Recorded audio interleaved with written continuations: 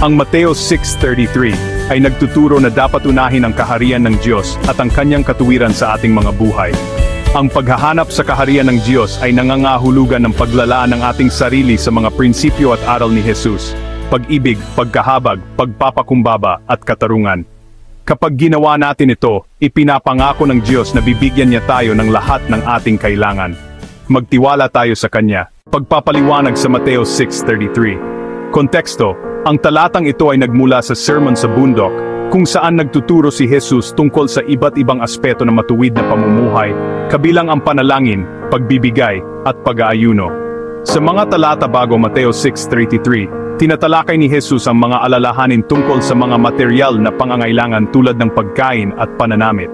Tinitiyak niya sa kanyang mga tagasunod na alam ng Diyos ang kanilang mga pangangailangan at maglalaan para sa kanila. Hanapin muna ang kanyang kaharian.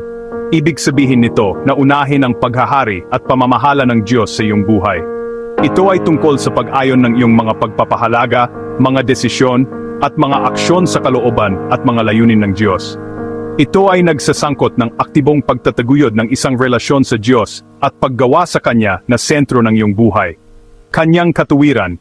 Ito ay tumutukoy sa pamumuhay alinsunod sa mga pamantayang moral ng Diyos. Ito ay nagsasangkot ng pagsisikap para sa kabanalan, katarungan, at pag-ibig sa lahat ng aspeto ng iyong buhay.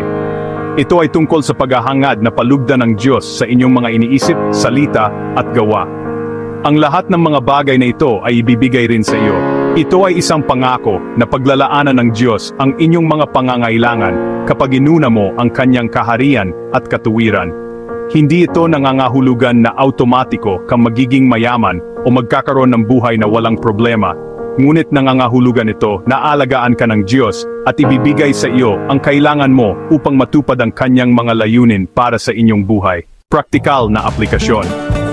Ang Mateo 6:33 ay isang makapangyarihang paalala na ang tunay na kaganapan ay hindi nagmumula sa mga material na ari-arian, kundi mula sa isang malalim at matatag na relasyon sa Diyos. Ito ay isang panawagan na magtiwala sa kanyang paglalaan, hanapin ang kanyang kalooban, at mamuhay ng isang buhay na may katuwiran.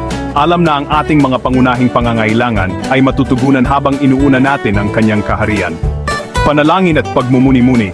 Simula ng inyong araw sa panalangin, humihingi ng patnubay, karunungan, at lakas mula sa Diyos.